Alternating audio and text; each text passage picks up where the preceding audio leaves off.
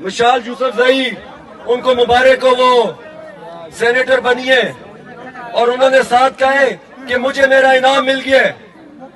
क्या आपका इनाम ये सेनेटर बनना है?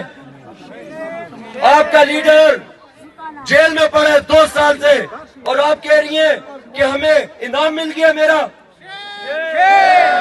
शर्म नहीं आती आपको? आपके वर्कर शहीद हुए हैं, जख्मी हुए हैं, जेल काट रहे हैं और आप कह रही हैं कि हमें मेरा इनाम मिल गया। शर्म से आपको मर जाना चाहिए इस बात पे। आपका लीडर जेल में पड़ा है। हमारा इनाम तब होगा जब हमारा लीडर रिहा होगा, जब हमें हकीकी आजादी मिलेगी। छोटी छोटी चीजों पे अपनी कीमत लगाई हुई है आपने। हमारी कीमत सिर्फ इमरान खान की रिहाई है।